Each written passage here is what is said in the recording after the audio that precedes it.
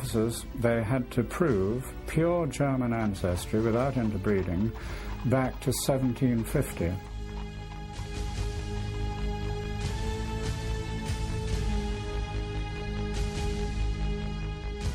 Himmler's SS, at one point 3 million strong, were encouraged to father as many children as possible, regardless of their marital status.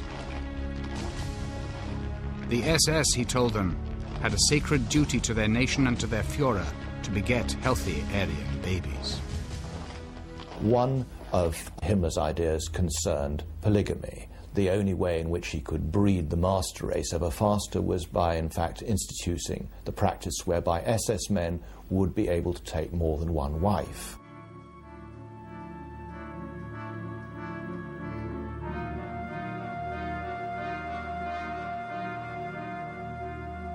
In 1935, Himmler created the SS Lebensborn program, meaning fountain of life. Lebensborn was designed to facilitate the birth, housing and raising of as many pure Aryan babies as possible. Himmler's program was documented by actual images of Lebensborn babies.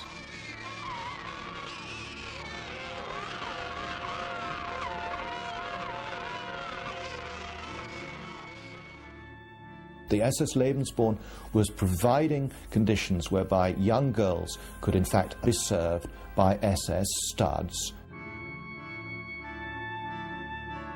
He suggested that young Aryan girls in Germany who hadn't been able to find a boyfriend or a husband need not forego the pleasures of motherhood.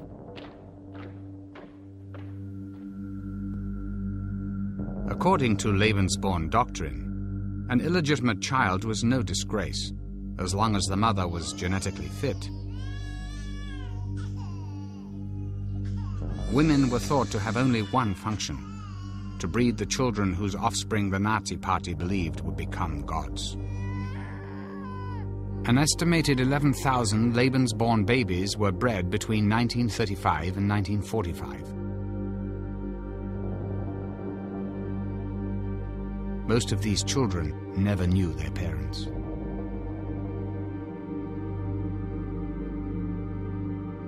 The SS Weekly newspaper declared, "Only when the number of cradles constantly exceeds the number of coffins can we look forward with good cheer to a better future." The babies of Lebensborn immediately became property of the state. Some were raised at Lebensborn homes, while others were adopted and raised by SS families. During the war, children with Aryan appearance were abducted from conquered nations and sent to Lebensborn homes in Germany. Nazi records indicate that 200,000 Polish babies alone were kidnapped and placed in Lebensborn homes, where they received careful training in every aspect of Nazi culture and mythology.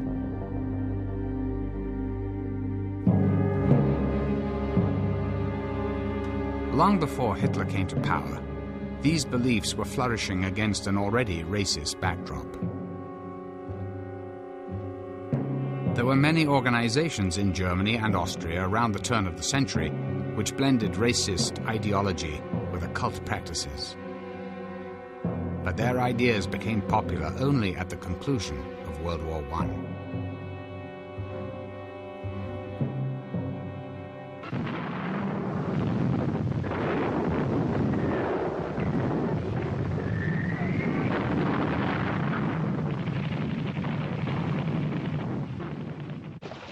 The once mighty empire of Germany had been disarmed and at the mercy of the victorious nations after the First World War. In formerly wealthy cities, disabled veterans haunted the streets like ghosts from another lifetime. Somebody who grew up in Berlin in the 20s remembers anything.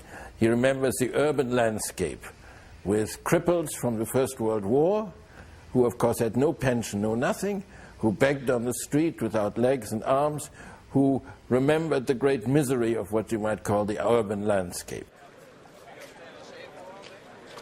Millions were unemployed. Inflation was rampant. Recession, starvation, and poverty were everywhere. I saw many demonstrations before Hitler came to power. Real demonstrations which arose from the suffering of the people, the mass unemployment and therefrom deriving poverty. And they were shouting slogans like, give us bread, give us work.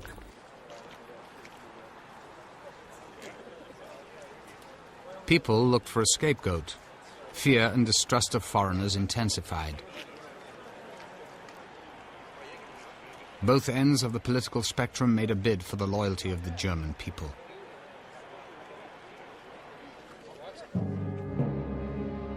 After serving with distinction in the First World War, Hitler was stationed in Munich, where it was his job to infiltrate left-wing organizations for the army. One assignment changed the course of his life. He infiltrated an organization that was a backroom political club called the German Workers' Party. But far from being the communist organization that its name implied, the party turned out to be extremely right-wing. Hitler liked what he heard, joined, and eventually became leader of the organization. Attending an early rally where Hitler spoke was a disillusioned war veteran named Rudolf Hess. He came back taking 3 steps by one jumping up and said, I saw one this evening, he's going to bring back Germany to the recommendation it had before the war, and this is the only man who was able to do it. Hess was convinced the dynamic orator he heard was the long-awaited Messiah, prophesied in German occult circles. With racist philosopher Alfred Rosenberg, Hess was a supporter of one of the more prominent groups, the Thule Society, which actively sought a Germanic Messiah and was dedicated to the revival of the so-called Aryan master race. Members practiced astrology, sun worship, and other occult sciences, thinking that this would help them reach their goal.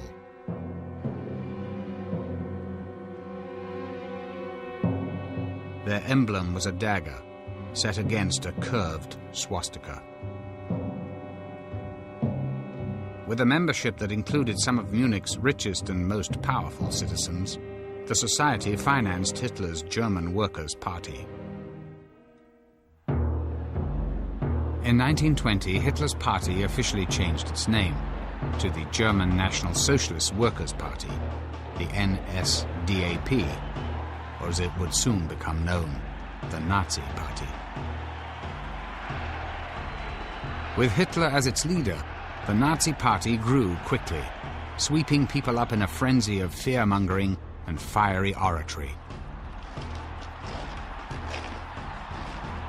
He gave them the strong, charismatic leader they'd yearned for since the war. Like many Germans and Austrians of the time, Hitler lived in an environment that was already hostile to Judaism. He would have easily found these ideas in popular publications, such as Ostara, an overtly racist occult magazine written by a renegade and ultimately defrocked monk and mystic named Lance von Liebenfels. Ostara magazine was a good example of how Hitler would have picked up his racism and his anti-Semitism. He even paid a visit to Lance's editorial office to obtain back numbers. Immensely popular at the time, the journal preached that the Nordic or Aryan races had much to fear from people darker than themselves, and targeted Jews as the most threatening. The Ostara claimed that the Jews were preventing the Aryans from taking their rightful place as rulers of the world, an eternal struggle dating back to biblical times. Headlines read, "Are you blonde? Then you are in danger. You should therefore read Ostara. Publications for blondes, and the male rights movement. The publication outlined what would become the Nazi worldview: racial selection, Lebensborn, and even the Nazi death camps.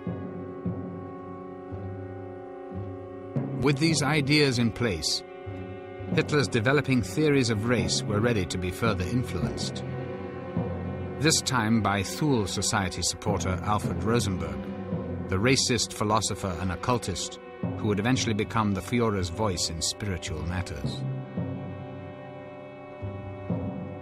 In his book, The Myth of the 20th Century, Rosenberg reinvented Germanic history and laid out the foundation for the new Nazi creed, the religion of the blood. He saw blood, particularly in a religious sense, as the determining factor. In other words, a church had to be a church of the blood rather than a church of faith or a church of belief. The blood tied together the Nordic races. So for Rosenberg, blood, racial stock, racial identity became the keynotes of this new ideology.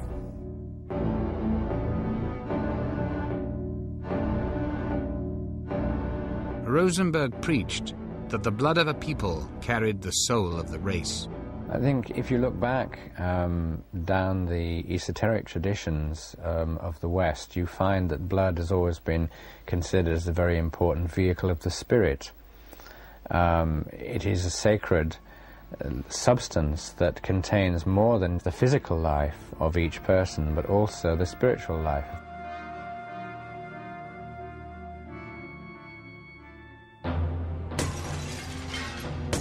Nordic myth replaced the Christian Bible as the foundation of the new Nazi religion.